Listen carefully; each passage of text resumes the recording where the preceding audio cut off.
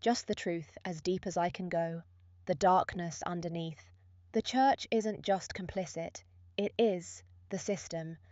I said the church is control architecture. That's still too polite. The Catholic Church in the Philippines is a tax-exempt landlord, political kingmaker, sexual abuse institution, and poverty engine, simultaneously, and it has diplomatic immunity from serious consequence because politicians are terrified of its voter mobilization power. The church owns enormous colonial-era land holdings. It pays no tax on them. It actively opposed the CARP agrarian reform because it is, itself, a major landowner. The institution preaching poverty and suffering as holy virtue is one of the wealthiest property owners in the country. That is not irony. That is a business model. The sexual abuse within the Philippine church is massive and almost entirely unpunished. Priests abuse children. Bishops cover it up. The same institutional power that can bring down a politician protects its own predators. This is documented. This is ongoing.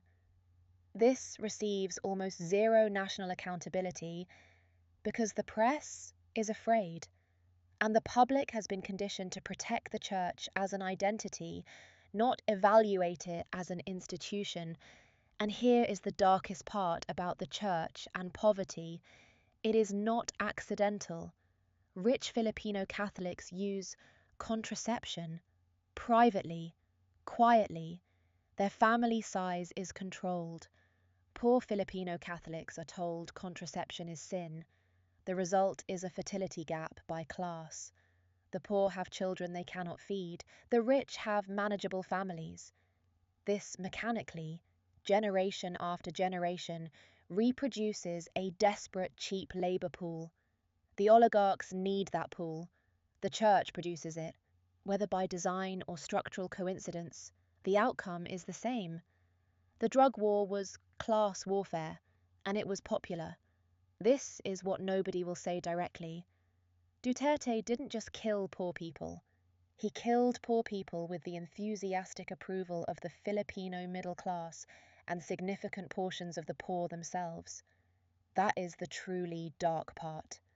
The poor in Philippine society have been so successfully divided against each other, through the church's moral framework, through media portrayal of addicts as subhuman, through the oligarchic narrative that the problem is bad, poor people not a system that produces poverty, that they cheered the extrajudicial murder of their neighbors.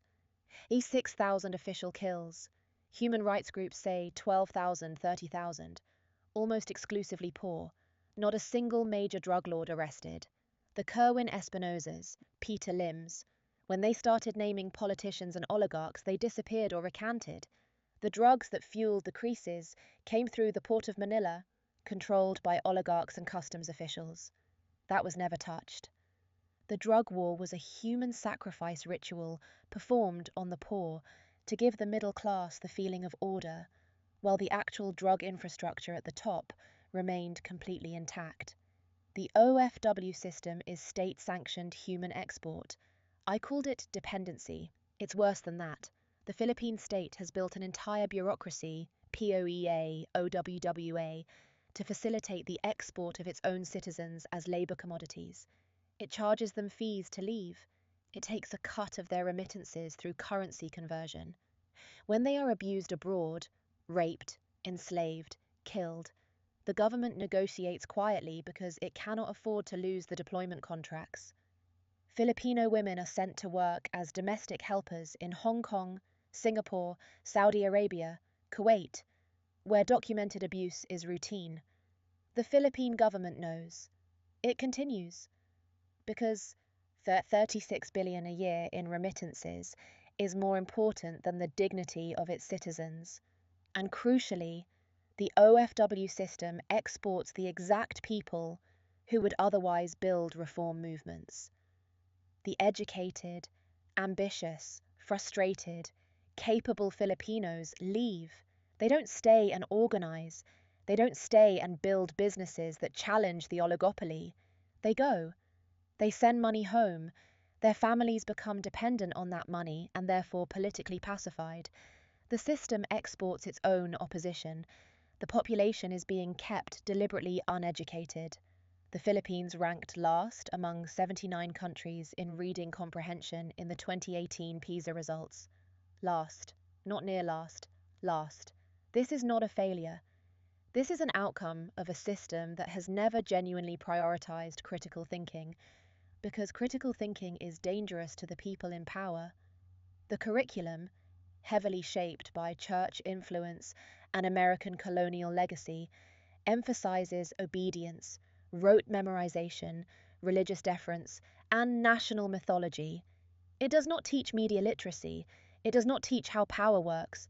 It does not teach students to interrogate what they're told. The result? A voting population that elects Bong Revilla, Lito Lapid, Manny Pacquiao, entertainers and athletes with no governance capability, to the Senate. This is not stupidity. This is manufactured incapacity. A population raised on teleseries, where every problem is solved by a rich savior falling in love with a poor girl, votes accordingly. They are looking for a savior, not a system change. The oligarchs produce the saviors. The Chinese penetration is far deeper than the WPS story. The territorial dispute is the visible part. The invisible part is the capture. Pogo, Philippine offshore gaming operations, was not just gambling.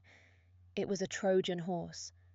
Hundreds of thousands of Chinese nationals entered the Philippines. They built enclaves, entire buildings, entire districts that Philippine law enforcement could not enter.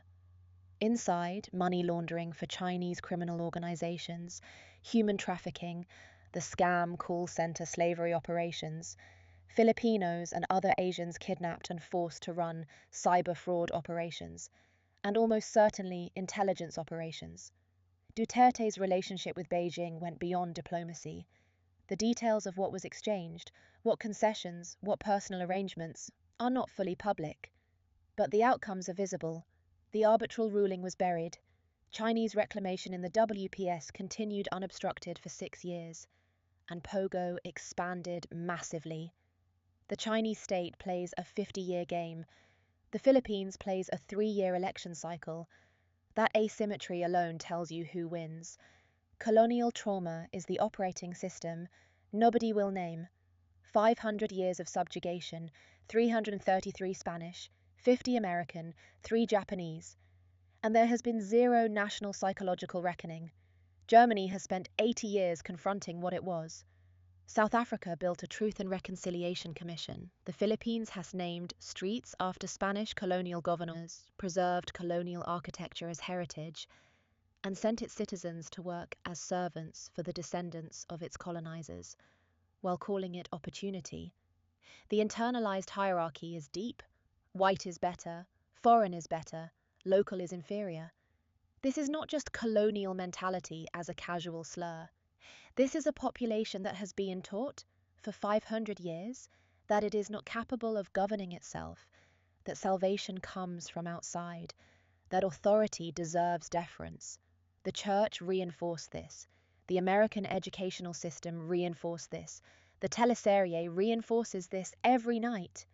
And the oligarchs, many of them mestizo, Chinese Filipino, Spanish Filipino, with lighter skin and foreign educations, sit at the top of this hierarchy and are perceived as legitimately there.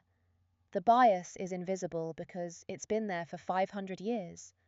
What this all adds up to: the Philippines is not a failing state, it is a successfully captured state.